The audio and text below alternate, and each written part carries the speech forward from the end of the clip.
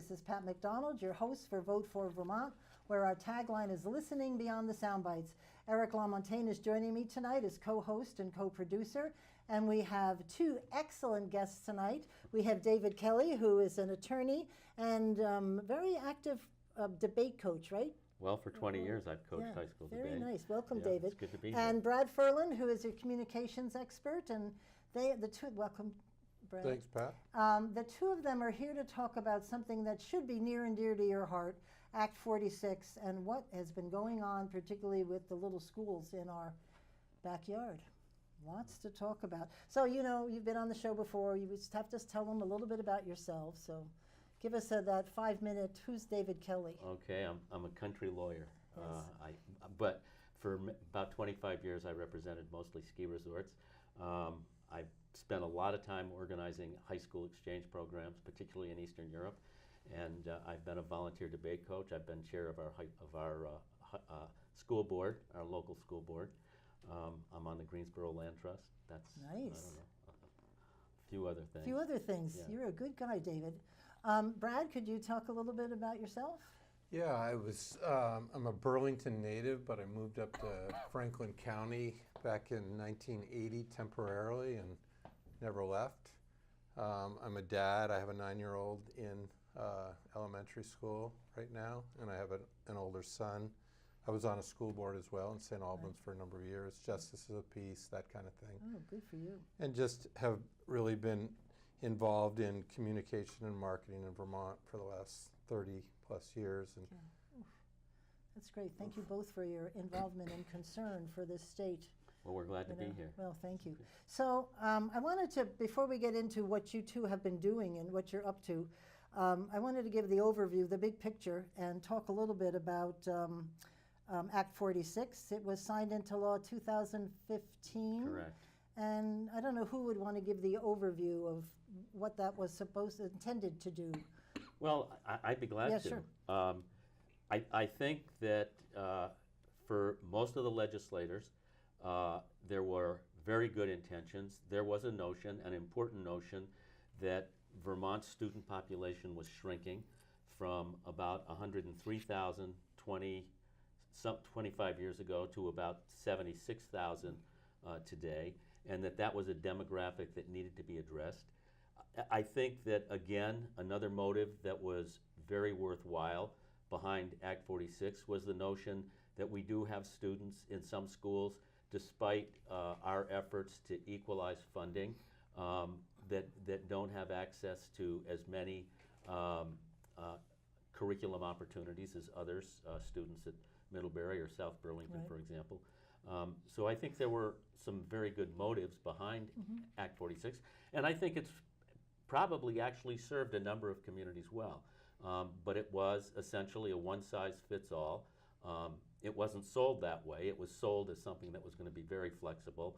In fact, the governor himself, the governor who signed it, Peter Shumlin, on radio on numerous occasions said, well, we're not going to force anybody into a consolidation or a merger. We have Section 9, we have alternatives, and we have off-ramps.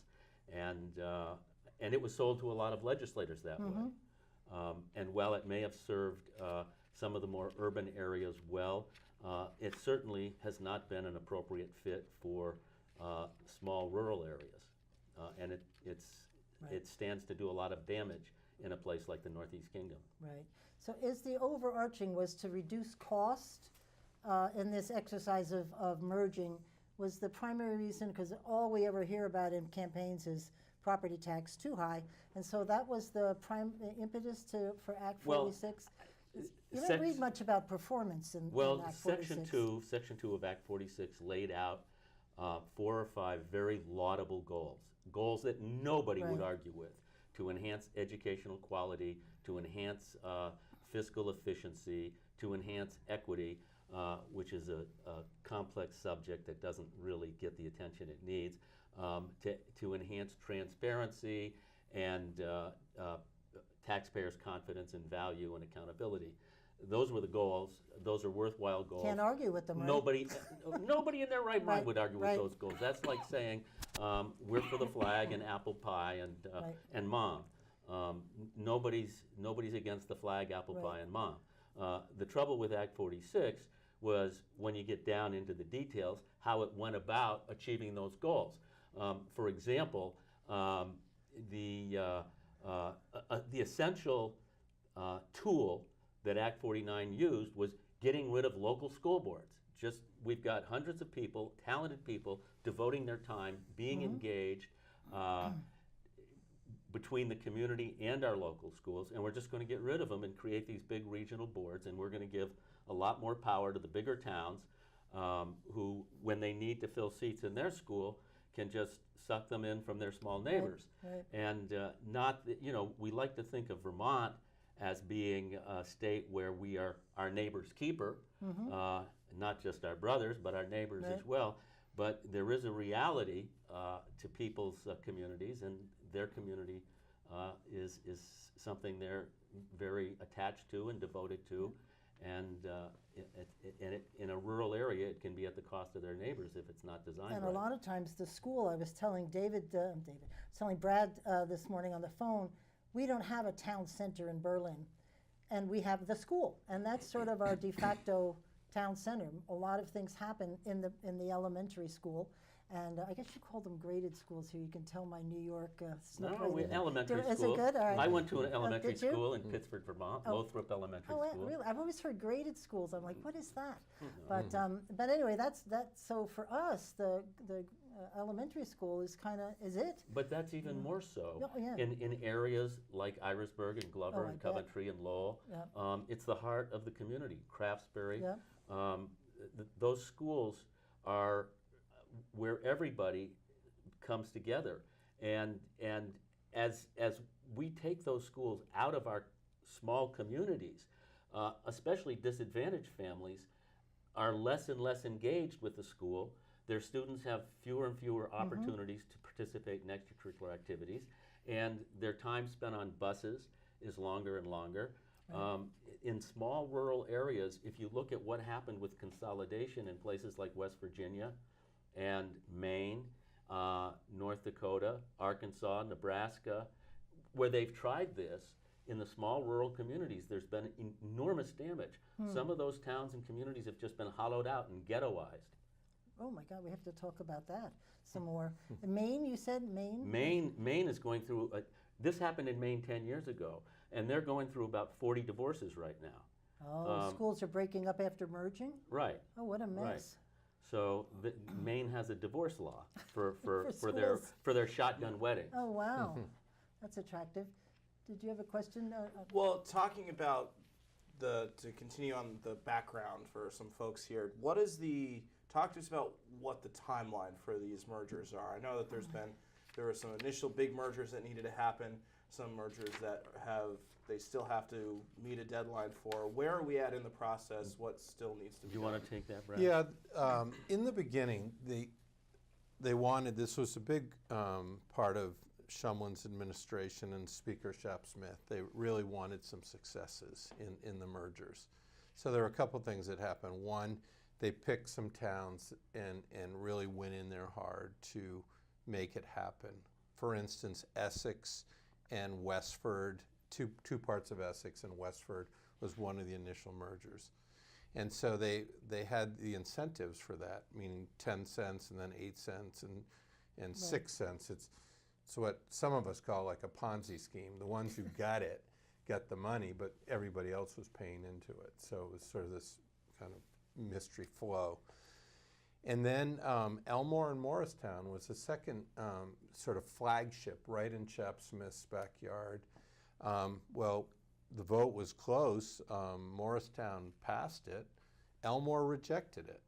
So you'd think that was done, but here in Vermont, you can revote these things. So all of a sudden, from outside, there was this huge pressure. Elmore was going to have a revote in days. It ended up being on like December 28th on a storm night with absentee ballots sort of showing up all over the place. And the consequence to that was, like Dave was saying, Elmore gets a couple votes in this school board situation, new school board. Morristown has debt. Morristown, gets, if they wanted, they started talking about doing an expansion, so that was problematic. In the Westford situation, I drove through Westford from Fairfax today, coming to Essex and then to Montpelier. So if you're in Westford, you've got a long bus ride, and that's a short bus ride compared to what we're seeing in some of the rural communities now that are looking at forced mergers. Right. There can be a 2-hour bus ride. Wow. And what people will say is, we're not forcing you to close your school. All we're doing is forcing you to merge into a regional board. But when you have a town, I don't mean to pick on Hardwick. I like Hardwick. I live right up the road. But there are 2,800 people that live in Hardwick and only 700 people that live in Greensboro.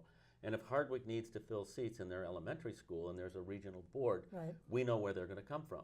They're going to come from Woodbury and Stannard and Greensboro. And you look at Stannard Mountain Road in the wintertime after a big snowstorm, and that's a haul. Yep. And it's not necessarily a good one.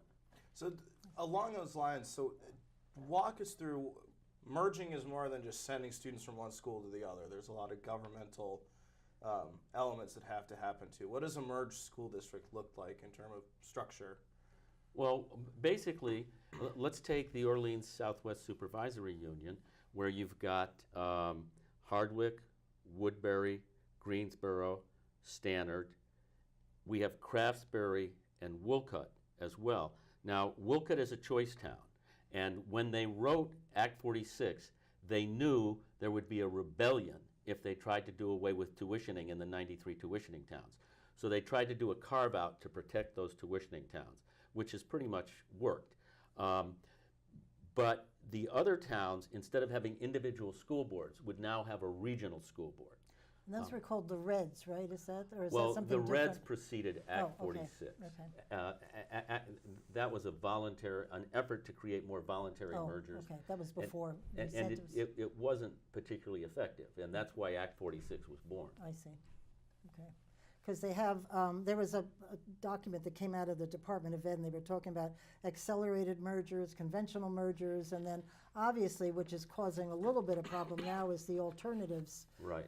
Which we'll have to talk about in a second. And somewhere along there, the former Secretary of Education came out with her plan, and that didn't set well. It was apparently caused more concern because it was not quite following the Act 46 guidelines Well, in several areas. the plan that came from the Secretary's office actually came out through Heather Bushy's office after Rebecca Holcomb left. Right. But I'm sure if you talk to people at the agency, they would say, "Oh no, we're following the law." Right. Not by the the letter. secretaries. But the reality is that the plan that came out essentially ignored Section 9 of Act 46, which created, hopefully, flexibility, and which was an attempt by the legislature to say, we understand that one size doesn't fit all. And if you can show that you're doing what we want you to do, that you're efficient, and that you're achieving high academic standards, we want you to keep doing what you're doing. That's what the legislature said. A lot of people would argue that the agency didn't do that. So they're expecting, I think, after these mergers, there'll be new supervisory unions created. Well, potentially, let's distinguish. Which is what Eric was sort of, what's the hierarchy? Well, let's distinguish between supervisory unions and school districts. Oh, okay. Because the expectation and what will happen is there will be new merged school districts. Okay. And the actual impact on supervisory unions still remains to be seen. The State Board of Education has the opportunity or the power to realign supervisory districts, and I think that's going to happen along with the merged districts. But what we're talking about right now through Act 46 is taking voluntary local school boards, and instead of having a half dozen school boards in a region, you're going to have one single school board. Now, that school board, a lot of people referred to Act 46 as the Superintendent's Relief Act, because what it did was it said instead of 6 budgets, you've got 1 budget. Right. Instead of 6 board meetings that a superintendent might go to, you've got 1 board Right. meeting. Instead of 6 different sets of people and districts, you've got 1 set of people to deal with. It makes the superintendent's lives really easy, and most superintendents embraced it Right, enthusiastically. 1 or 2 did not. 1 or 2 were really remarkable. They stood out and said, you know, this might make my life easier, but I can see what it's going to Right. do to my schools. One of my heroes is John Castle, who's the superintendent up in North Country, and he looked at his schools and he said, look, we have a tough enough time. We need our parents engaged. We have a challenging demographic where 84% of the students in Lowell are on free and reduced lunch. Right. At the last board meeting, Krista Euling said, she looked at North Country Supervisory Union. She said, well, the academic outcomes here they're not good enough. What we really need here is a merger. And what we're talking about is the poorest region in the state. We're talking about serious substance abuse. We're talking about a lot of poverty. We're talking about a lot of dysfunctional families. And the chair of the State Board of Education thinks that merging these school boards is somehow going to end poverty. I mean, it's like, Hello? what are you thinking? Right, right. She teaches at South Burlington. South Burlington has something like probably 15–16% of their students on free and reduced lunch. And this other, what you're talking about is 84% or something? 84%. That's ridiculous. And you know, you need to understand, not every school is the same in Vermont. There is a Right, difference right. between Middlebury and Coventry, Mm-hmm. a huge difference. And fortunately, up in the North Country Supervisory Union, you have a superintendent like John Castle, who grew up there, who went to school in Holland. I think his father may have even taught there. He was a principal there, Right. smart enough to go on to Middlebury College and get a degree. I read a paper that he wrote on this. It was excellent. And He's a good guy. I've listened to him talk, and he's frequently said things that I just can't forget because he's so insightful. Excellent. That's good. Now, Well, in you- one of these merged districts, does each town get an equal number of representatives? No, on that no, board? no, no. Population. And what? So It's why proportional. why is that a problem? Why is Well, it a problem? because Facetious. I could yeah, tell you. Yeah. Well, it's a big problem because if let's use an example. Franklin is in this forced merger situation right now. Franklin, Vermont. They send kids to Swanton, to MVU for high school, but they have right in downtown Franklin, which everybody has probably traveled through, is the elementary school. And it's a great school, high performing, low cost. It's a model. Right. It's just what we Right. want. And Franklin, Vermont is a car dealership that's out of business. It's a general store. It's 3 churches, and it's farms. And that's it. It's got a lake, a beautiful little lake. So it's got some camping tourist thing, but it's got a school. It's the hub. So if Franklin gets tied into this merger and only has 2 votes on a much larger board, then the much larger board, like Dave said, can say, okay, well let's bring everybody to Swanton. Right. We'll close that The little bigger school. town's in charge. Yeah, pretty we much. Look at the numbers. Hardwick, 2,800, 4 people on the new board, okay? Woodbury, 300 people, or 600 people. Stannard, 300 people. Greensboro, 700 people. Hardwick outnumbers all of them.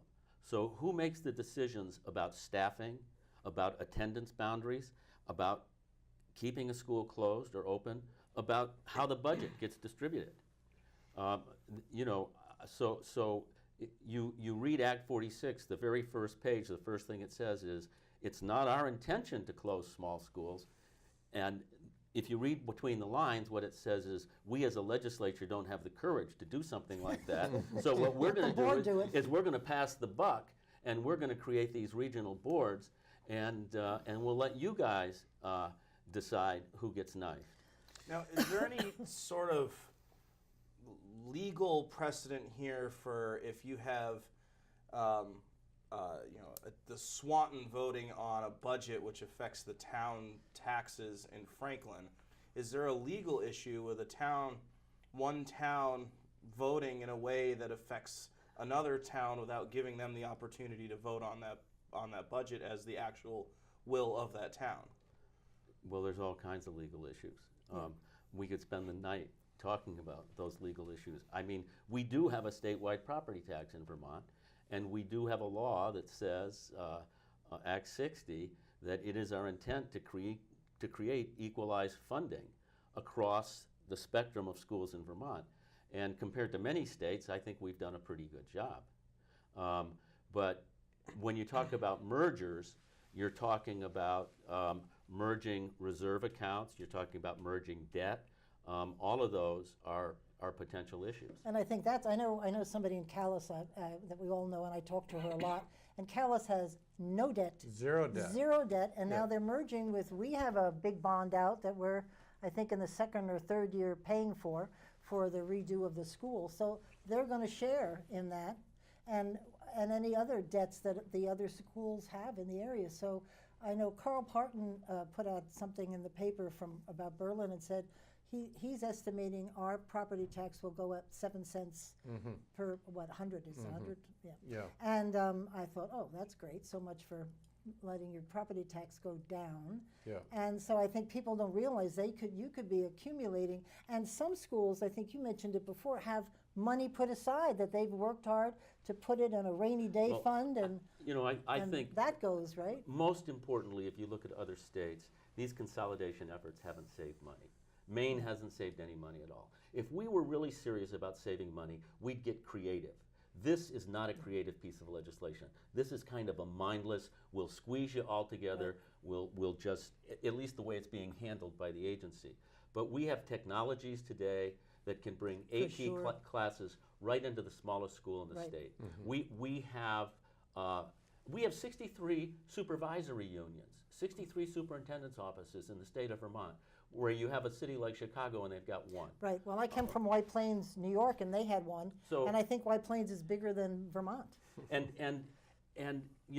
one of the things that I think is really mistaken is when we talk about fixing staff ratios in Montpelier as opposed to locally.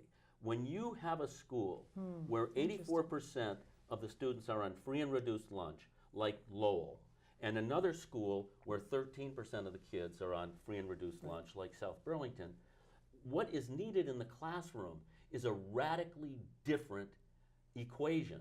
Right. The teacher who's teaching those kids in Lowell is probably one of the lowest paid teachers in the state of Vermont, with all kinds of challenges that go beyond learning how to read. And you need to understand, local school boards are plugged into that.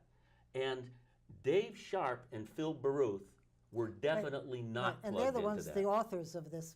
That's Phil right. said, he told somebody in writing that he was the author of it all. So Well, thank you, whoever Phil. was the author, but whoever was the author was sure, Right. certainly not very familiar with the Northeast Kingdom. Now, that's another thing on the teachers' salaries, I think, and if depending on what they're paid in each individual school, you'd probably have to lift the bottom up to the top, might. correct? So, Well, yeah. so Yeah. some, Yeah. you might see teachers, which I'm sure the teachers would love, but it would be an impact on taxes again if you raise the salaries. There's all kinds of reasons why this is not fiscally responsible. When you start putting, one school wants to fill more seats at its school, so what they do is they start putting a lot more kids on buses. Those buses aren't cheap. Yeah, right. That transportation isn't cheap. The insurance for those buses isn't cheap. Let's talk about my most favorite thing, the giving over of our land for $1 to the supervisory union. Could you, because I thought, well, this isn't so bad. If they close the small schools, they can use that land and have the town decide, maybe build a restaurant or something and put it back on the tax rolls. That would not be the case, would it? Well, I don't know exactly what will be the case with that. What will be the case is that the town will not control that piece of real estate. Yes. So- Did you pay attention to that? I think that's incredible. Was we have a piece of property where our elementary school, it's sort of it's in the hub of what Berlin is. Its value's got to be right up there. I mean, and we're going to give it over for $1? Ah, don't Well- get me started. Well, I don't know what to say about that. But that's what's going to happen. Well, right? actually, I understand that they've actually changed the language they want people to use in the deeds now, Oh. and they want them to say $1 and other valuable consideration. Now, I'm a lawyer. I've written a lot of deeds. I don't know what difference it makes. That sounds really encouraging, Dave. Thank it's you. almost a joke. So there's another economics piece here that's important that I think has been missed totally, and that is that we're an aging state, right? And we've got this new incentive. We're going to pay people to come here, you know. Right. But the small rural communities, like we were saying earlier, the hub of those communities are their schools. Right. And the magnet for people moving in, first and foremost, Quality schools. is the school. Right. So, and I can validate examples in Elmore when Elmore had school choice. I have friends there, and I met people when they were going through that whole voting process. And when school choice was lost, we did a documentary on some of the families there. One of the families moved out. 2 kids, they're from out of state. They moved from Providence, Rhode Island. They could live anywhere in Vermont. They chose beautiful Elmore, and school choice in the school was the primary magnet for that. Right. So you take that away, all these small communities, and we're trying to attract people to small town Vermont, you are killing.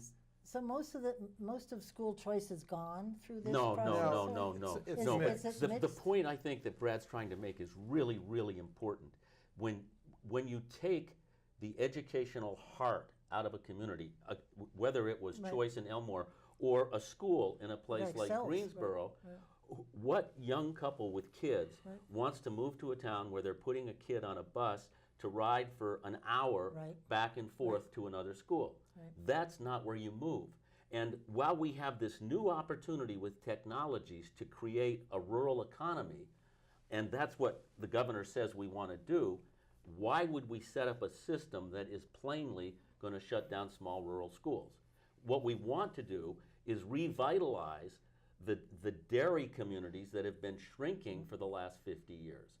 And we have new opportunities. We have a new developing, maturing, value-added agricultural economy with businesses like Jasper Hill and Pete's Greens and Sure. Hill Farmstead Brewery. We have a lot of stuff happening in these communities, but when we take the school out, we cut the heart out, and people don't want to move there. Right. What we do is we make these towns poorer.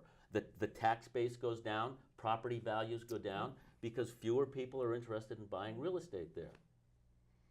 Right. So you mentioned voting before votes, and you were saying voluntary.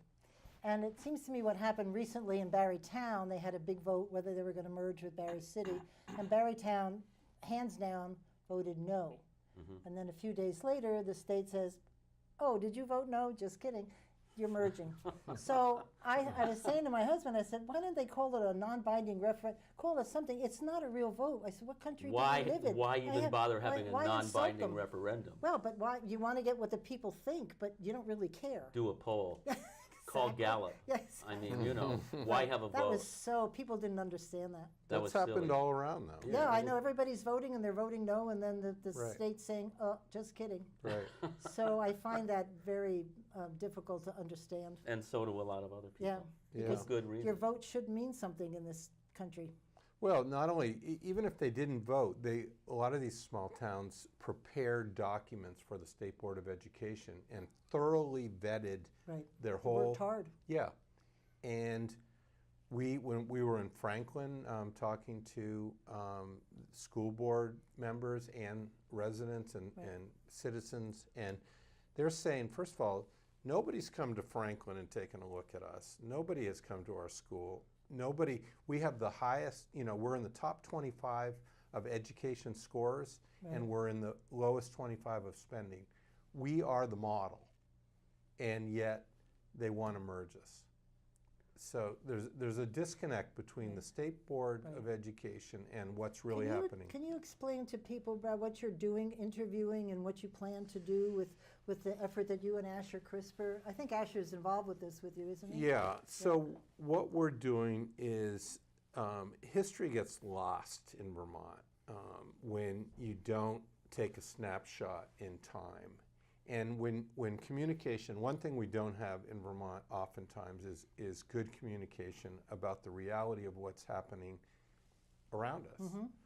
So we have been traveling and filming citizens, residents, school board people in Adamant, Vermont.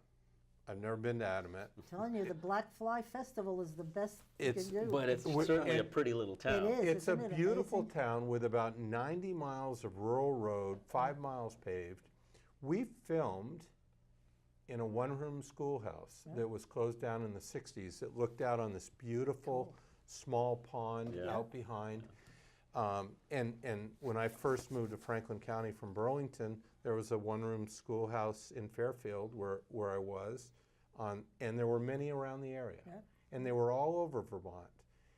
And at some point, some political genius decided that that wasn't a good model, when in fact today, and this is one of the things that we're looking at, Elmore is the last one-room schoolhouse in Vermont.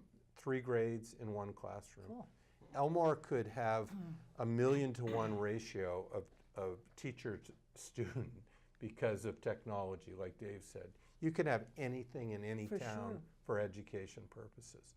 So this, we have to get rid of the small school because there's only 21 kids there is a ridiculous notion. It's just not being creative.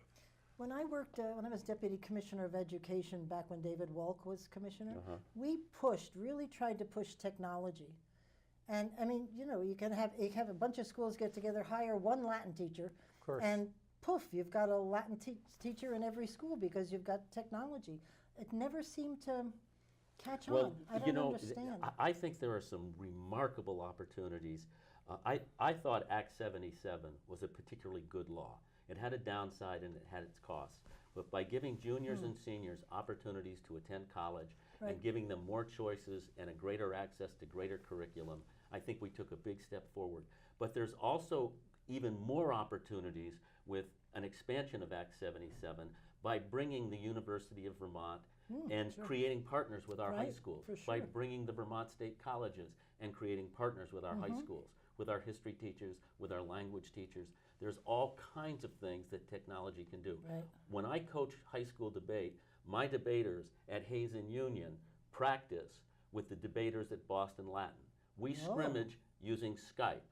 There's just so many things. If we're creative and if we're imaginative, our kids, I'm married to a teacher, her kids, when they read a book like The Kite Runner, they talk to kids in Pakistan on Skype, and they talk about the kite contests.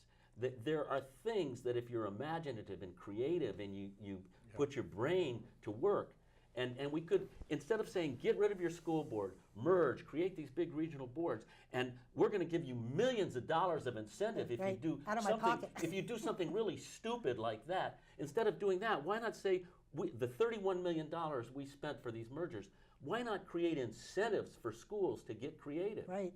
Yeah, we were pushing that and people just looked at us like we were talking out of our heads. And there is another piece to that, and which I think has been totally lost in this whole discussion, the whole way, and that is the kids, right? How do kids learn best? And we've seen this because this has been such a clouded, foggy issue that during Act 46 process, there was also this other effort to start going after independent schools and changing their whole world.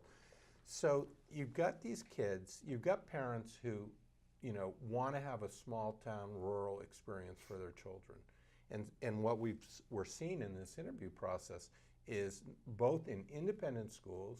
I've been up to Thaddeus Stevens and see this remarkable school that handles kids in a way that I've never seen before. If I lived up in that neck of the woods, I'd have my daughter there. It was so great. Right. And it's not something that you would get in a larger 800 student school. So we're taking away all these little things that we have of value, and like Dave said, it's just a lack of creativity. They modeled something, Right. but they didn't think about the consequence. And Act 46 was, I describe it as this locomotive that just went down the track 110 miles an hour. Nobody wanted to stop it. Nobody wanted to touch it. And now it's just getting towards the end of the line, and the State Board of Education is saying, we've got to just do do it. this. Yeah. Let's See what not even happens. think about Right. it. Let's just do it. And you know, So if you're gonna, time-wise, it's next week. What's today's date? I should be able to spit it right out there. 26th of November. So next week, they've got two very important meetings. One is the Stowe area is talking, and then This week. oh, this Two week. Oh, I'm days from sorry. now. What am I talking In about? a day or And then two. Wednesday is the big.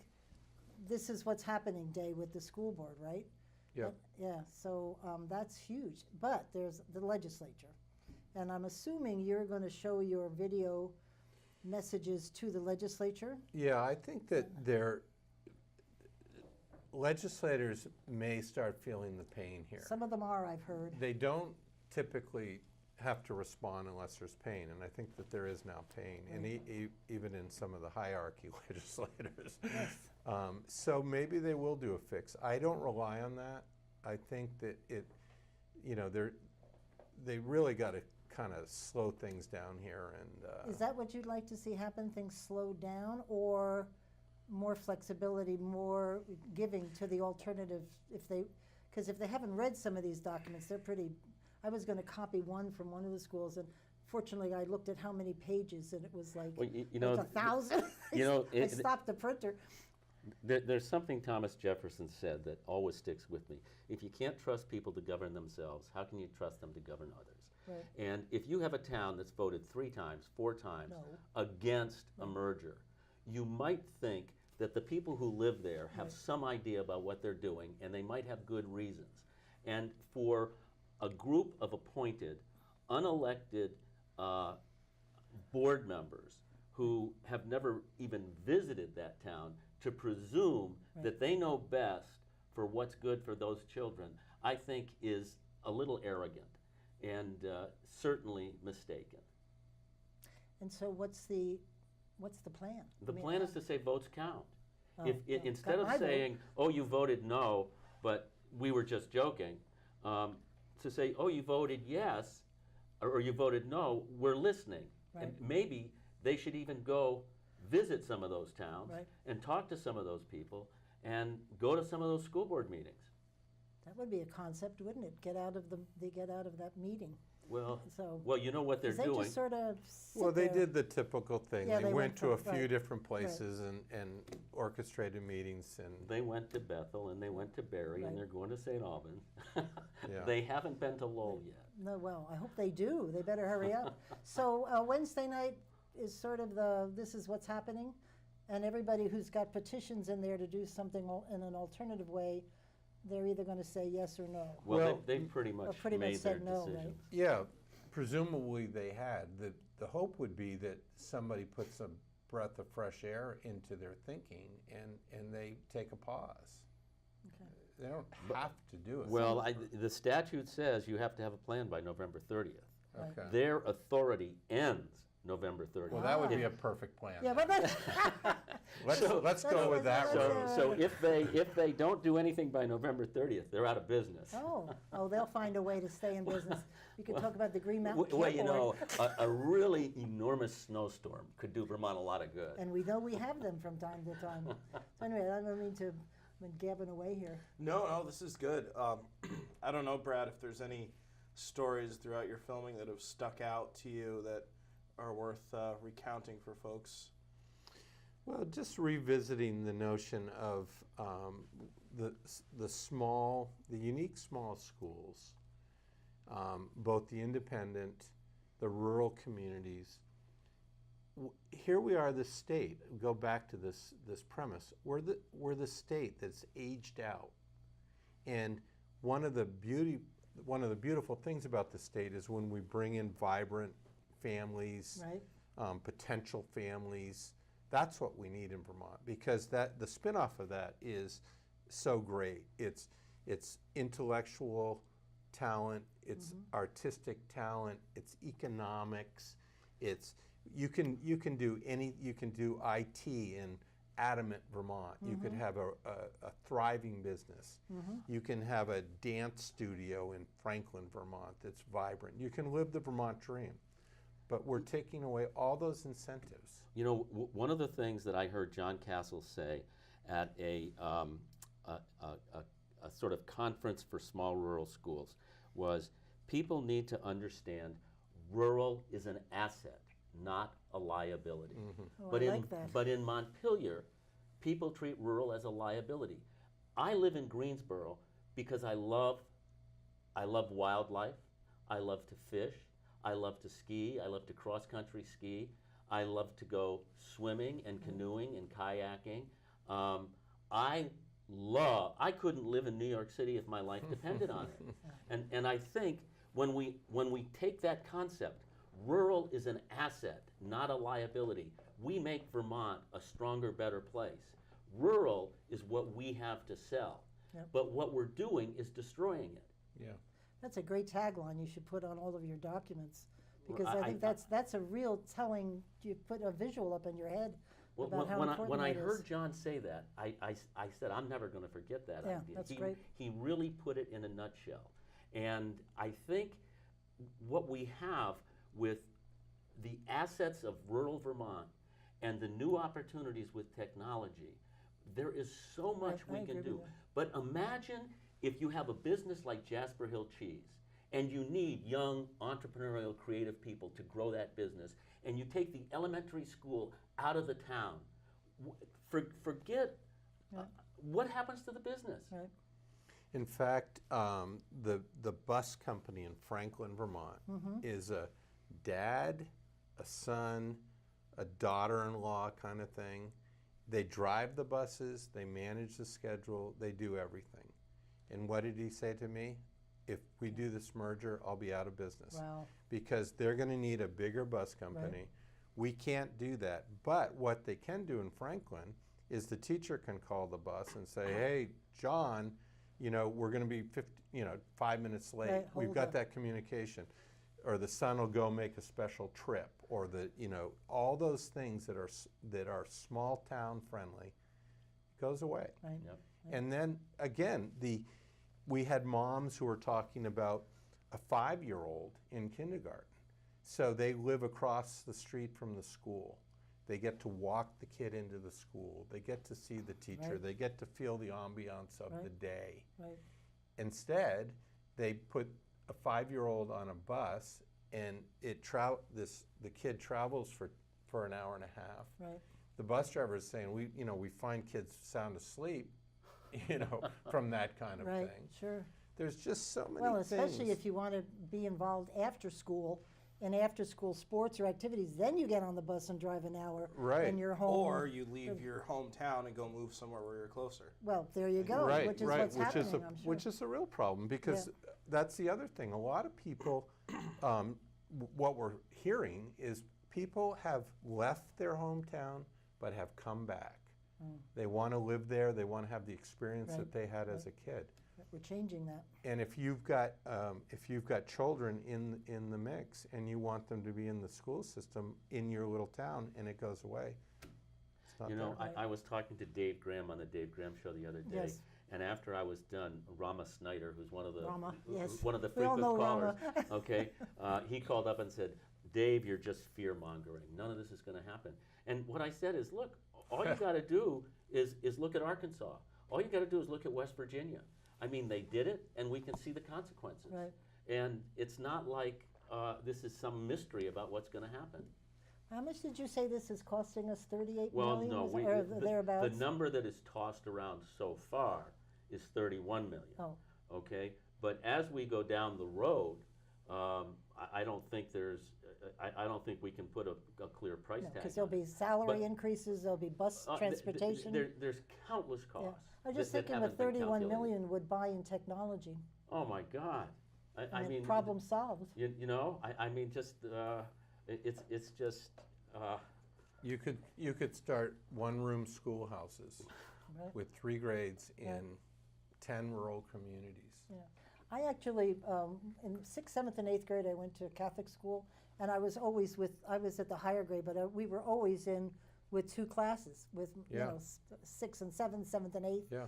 and it worked out fine. a great Sister model. Marinita, boy, you just did what that woman told you, but it worked out fine. Yeah. And there was a bigger class, it made it more fun than just the 17 of us that were there, but the way So it goes. so how, if at all, does this affect the VOTEC centers? It doesn't. And it would. It doesn't. They're exempt. They're exempt. So they'll continue, and I think that's important. I mean, they didn't. Not everything they did was wrong.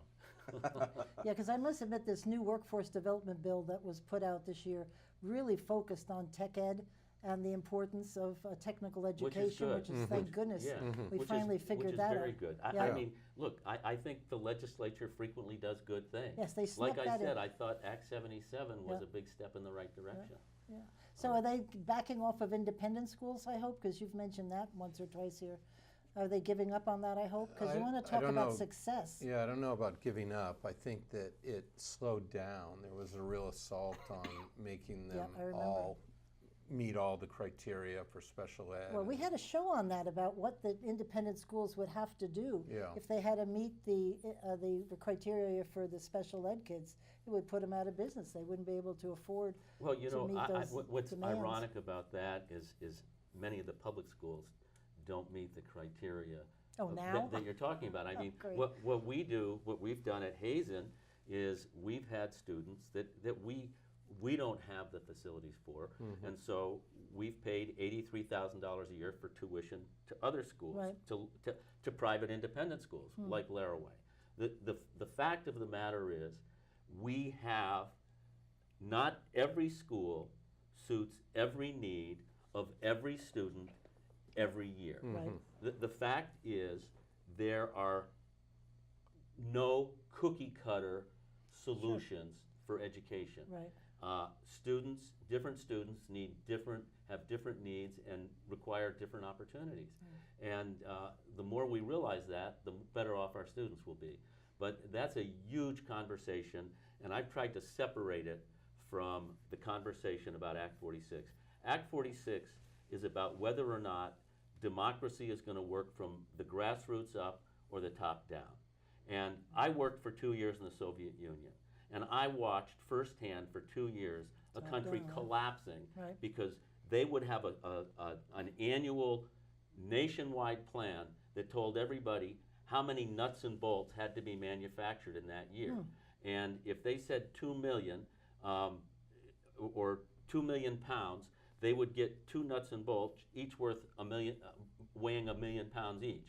You know, it was crazy. And Excellent. so Got what they asked for.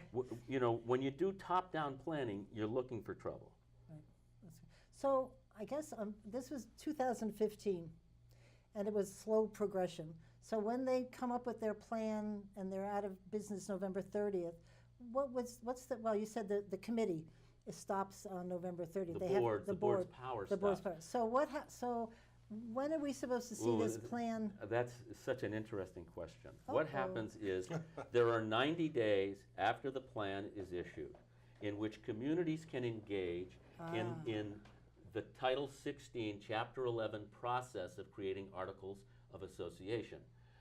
Donna Russo-Savage, the special assistant, the Right. Secretary of Education, says 90 days isn't enough time to write your own articles of association, but we have default articles that are just ready for you. Oh, and so read you're those. gonna get our default articles. Yes.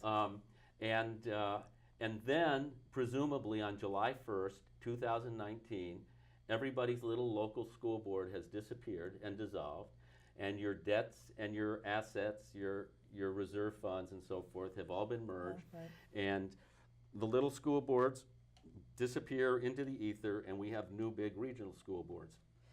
Do you envision new school buildings coming up, speaking of more money? You, I mean, where are you going to put all these merged kids? well, There's right been now, such I don't a think. decline in population. Yeah, Oh, with- it'll with- absorb the kids? Yeah, I think that one of the points has been, we have a lot of schools with excess capacity. Let's use that capacity and let's get rid of the schools that are smaller. The question is, how do we make those decisions? And frequently, what you're going to have is schools that are just so good. The Barnard Elementary School, the Franklin Elementary School. Why? Why would you do damage? Why would you put those schools at risk? What are the teachers saying, Brad? Are you interviewing teachers, or are they afraid to We haven't. it out there. We haven't gotten too much into the teachers, other than in the independent schools. Definitely talking to them.